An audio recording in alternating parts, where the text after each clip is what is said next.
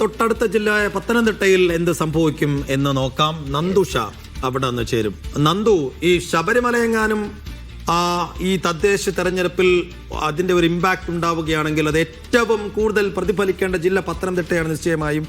നിലവിൽ അവിടെ വലിയ മേധാവിത്വം LDF-നുണ്ടെങ്കിൽ ആ കോട്ടകളൊക്കെ ഇളകാനുള്ള സാധ്യത എത്രത്തോളമുണ്ട്? UDF-ന് എത്ര വലിയ ആത്മവിശ്വാസം അവിടെ ഉണ്ട്?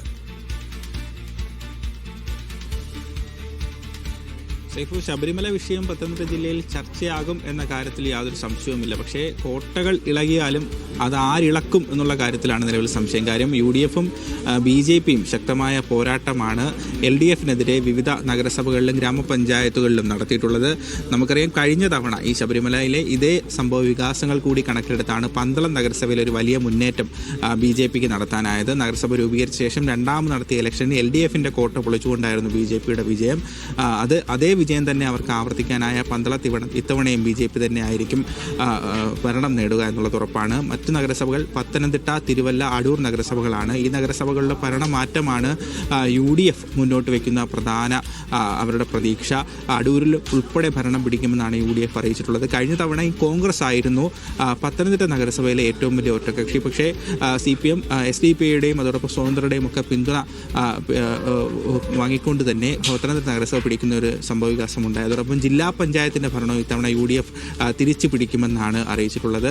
ഏതായാലും അവരുടെ പ്രതീക്ഷകൾ വാനോളം ഉണ്ടെങ്കിൽ പോലും എത്രത്തോളം ഇതൊക്കെ ഫലവത്താകുമെന്നുള്ള കാര്യത്തിൽ സംശയമുണ്ട്. കാരണം മിക്ക വാർഡുകളിലും UDF-ന് വിമത ശല്യം വല്ലാതെ അലട്ടിയിരുന്നു. അതോടൊപ്പം LDF-നെ സംബന്ധിച്ച് LDF-ന് സംസ്ഥാന സർക്കാരിൻ്റെ ഭരണ നേട്ടങ്ങൾ മുൻനിർത്തിയുള്ള വലിയ പ്രചരണമായിരുന്നു LDF-ന്റെ ഭാഗത്തുനിന്നുണ്ടായത്. അതോടൊപ്പം അടിത്തട്ടിലെ കെട്ടുറപ്പുള്ള സംവിധാനമാണ് CPM-നെ എപ്പോഴും ഈ തദ്ദേശ തെരഞ്ഞെടുപ്പിൽ മുന്നിട്ട് നിർത്തിയിട്ടുള്ളത്. അത്രയും പ്രവർത്തനങ്ങൾ എന്തായാലും പത്തനംതിട്ടയിൽ നടത്തി എന്നുള്ളതിൻ്റെ ആത്മവിശ്വാസം കൂടി CPM-നുണ്ട്. അതോടൊപ്പം വിമത ശല്യം കുറവുള്ള ജില്ല കൂടിയാണ് പത്തനംതിട്ട ജില്ല CPM-നെ സംബന്ധിച്ച്. അതുകൊണ്ട് തന്നെ മികച്ച സ്ഥാനാർത്ഥികളുമായി മികച്ച വിജയം നേടാനാകുമെന്ന് തന്നെയാണ് CPM-ന്റെ പ്രതീക്ഷ.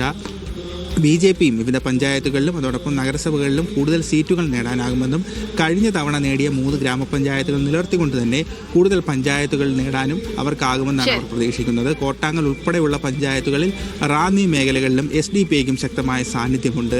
സൈഫുദ്ദീൻ, ഏതായാലും വോട്ടെണ്ണൽ കഴിയുന്നതോടെ ഈ പൊതുചിത്രം, അതായത് ആര് വീഴുമെന്നും ആര് വാഴുമെന്നുള്ള കാര്യത്തിൽ കൂടുതൽ വ്യക്തതയുണ്ടാവും. സൈഫു.